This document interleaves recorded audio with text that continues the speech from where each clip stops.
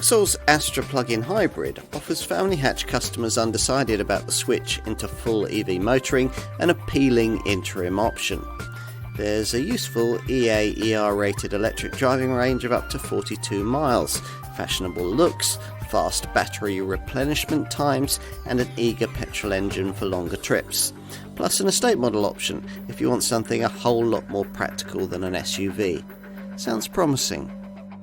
There's very much an EV style feel here thanks to the way that, like most plug-in hybrids, this one reverts to electric power as long as there's charge in its battery, and that means that you start up and pull off in impressive silence, plus manoeuvring at low speeds, and most of your town work will also be done emissions free. The powertrain on offer here is the usual one that the Stellantis group fits to its plug-in models. A 1.6 litre turbo petrol unit producing 148 horsepower, alloyed to a single electric motor delivering the same output.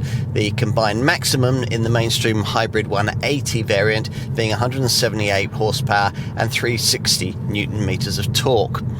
There's an 8-speed auto gearbox, and the electric motor is powered by a 12.4 kilowatt-hour battery, which with the 180 PS powertrain that we're trying here, Vauxhall reckons can take the car up to 42 miles, that's EA/ER rated, on electricity alone, and all the way up to an EV top speed of 84 miles an hour.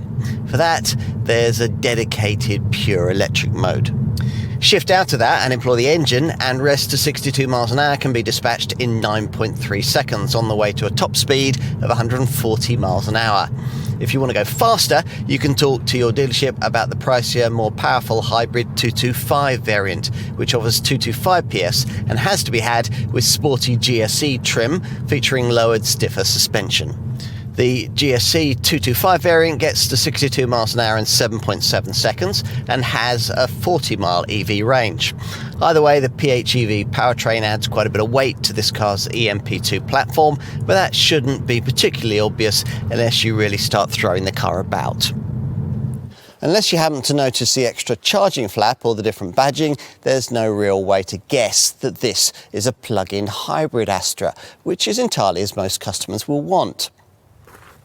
Present and correct in both hatch and sports tourer estate versions of this more striking looking 8th generation model is the visor style front end that in recent times has been adopted for the brand's Mokka and Grandland SUVs. There are also larger wheel arches housing bigger rims of 16 to 18 inches. Now, size-wise, at 4,374mm long and 1,860mm wide, this Mark 8 Astra is fractionally longer than its predecessor, but sits 15mm lower. It's radically different inside too, thanks to the introduction of Vauxhall's Pure Panel design, which banishes buttons and is based around sophisticated 10-inch centre screen and instrument screens. There's no conventional handbrake, just a small switch, and for the automatic gearbox you get a sliding selector in place of the usual stick, which frees up space for extra storage and an additional cup holder. The 13mm increase in wheelbase length that on this 8th generation Astra has improved space for rear seat passengers also provides for a larger cargo area, though that falls in size with this plug-in model from 422 to 352 litres. With the Sports Tourer Estate, the reduction is from 608 to 548 litres. As we mentioned in our driving experience section, up to 42 miles of EA/ER rated battery running is claimed from this Astra Hybrid 180 PS model. It's up to 40 miles for the 225 PS GSE version, while CO2 is rated at between 23 and 25 grams per kilometre. That means an affordable 8% Bik Tax Rating. There's the usual rather fictitious 3-figure PHEV combined cycle fuel reading, in this case 256 miles to the gallon for both versions. You can maximise efficiency by regular activation of the provided B gearbox button, which emphasises regenerative braking, harvesting energy as you cruise or brake to replenish the battery.